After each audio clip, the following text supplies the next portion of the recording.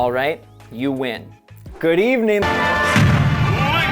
And good evening, Switch lovers. We finally arrived at the last night. E3 begins tomorrow morning, and if you saw my spoiler video earlier today, there is a huge Switch exclusive waiting in the wings, but there's still work to be done. I gotta carry you softly to the weekend with one more episode of your favorite Nintendo show. We are talking Smash Bros. Characters, leaks, and rumblings.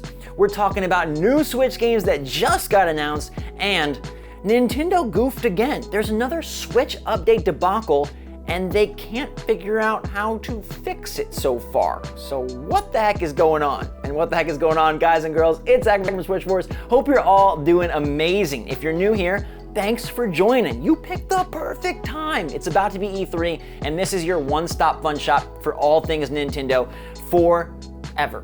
Okay, forever. Make sure to smash that like button and talk at me in the comments down below. Before we get to the Smash talk, let me give you a little scheduling update. Saturday is Ubisoft Forward, their event, and it seems like Nintendo stuff is going to surely be there, so we will be live streaming. That thing kicks off at 3 p.m. Eastern Saturday afternoon. Make sure to check the channel. I will be streaming. Hopefully you guys will share it with me. And then we've got big streams the rest of the weekend. Plus, of course, it culminates in the big Nintendo Direct live stream on Tuesday morning. So hopefully I'll see all of you, my GMM family, live. I want to get your opinion on these new games announced. Okay, so we had a few for Switch today. Wow. First, Big Rumble Boxing, Creed Champions, which makes me really want Punch-Out to return. I love that game on Wii. I don't know if we'll ever get another one on Switch, but I like Creed. Michael B. Jordan, kind of my guy. Then they have Death Gambit's Afterlife, which is another like blasphemous 2D Dark Souls type title. It was well reviewed on other platforms, and this new expanded version is coming to Switch. And most importantly, Doki Doki Literature Club Plus. Now, people tell me this game is horrifying. They tell me this game is psychotic. They tell me this game is one of the most mind-melding games you can play, but it's a visual novel about girls in a school? It's got pinks and blues. I don't know how this is supposed to be scary. So if you're aware of why this thing is one that winds your mind in difficult directions, please let me know. But apparently people are very excited about it. I've never heard of it, but it seems like it is a good get based on the fanfare I've seen on Twitter. Now, I've also seen on Twitter people having problems with their Switch and this whole update debacle. You might remember earlier in the week, we talked about, hey, a new update for Switch 12.0.3, and then they removed it. They acted like it didn't happen, which never had happened for Nintendo, and then they put it back and said it was all cured, but it's not. Because people are still reporting, even with the newly rolled out version of 12.0.3, they're still running into error code 2123-1502. Now, this error code does have an explanation on how to solve it on Nintendo's website, but it ain't working. And players are reporting that even when they call customer support and go through their steps, it's not working. Now, what is the issue? Well, you can't download games, which is a big problem, especially as Nintendo is about to announce all their fun stuff and Mario Golf Super Rush is so close. So what do these players do? And at this point, Nintendo doesn't have an answer. Now, I have full faith in Dougie B and the Big N. I'm sure they will resolve this, and I hope none of you are affected, but definitely let me know if anybody out there is stuck with this download bug where you can't grab any of your previously downloaded software and you can't download things off the eShop. I want to hear from you because it's strange and a little bit spooky. We really haven't experienced too much like this, really too many troubles at all with Switch.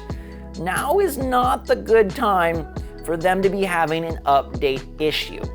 All right, now on to the Smash Bros. Good.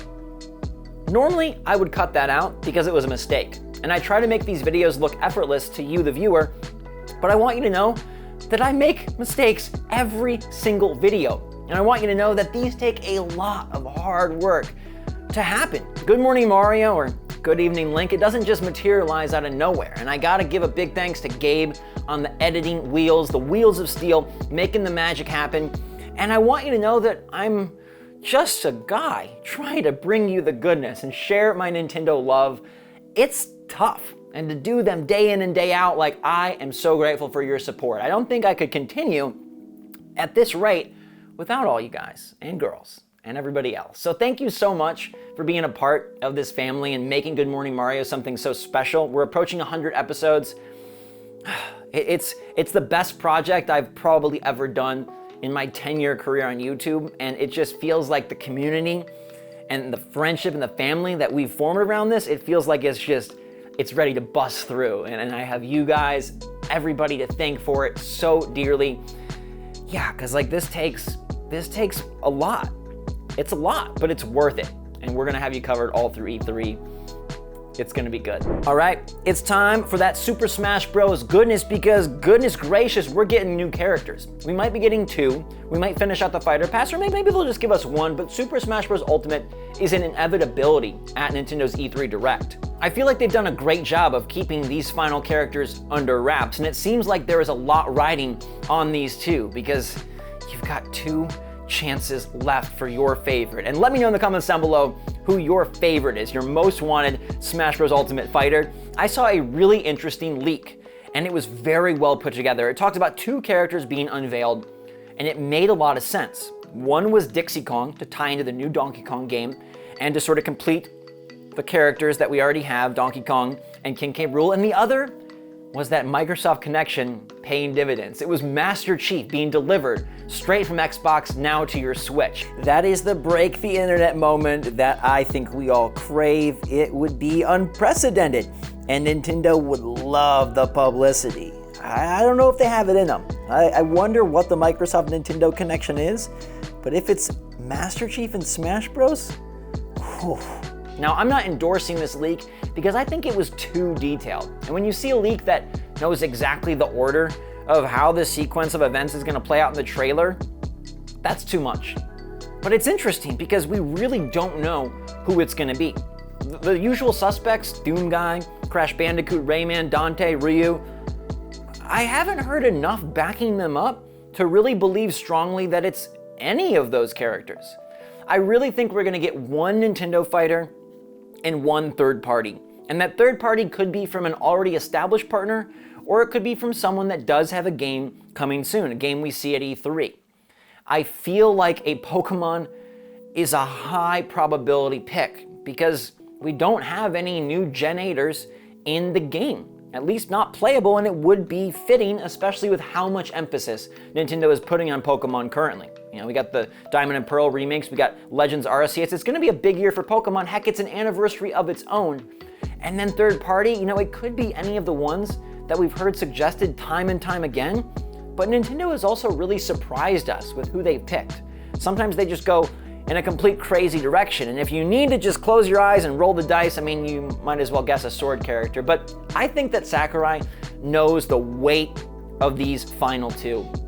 I think he knows how much blood, sweat, and tears he and his team have put into this game, and I think he knows how much dedication you all have had to this title. And I think they want to wow the fans, especially given that it's an E3 reveal.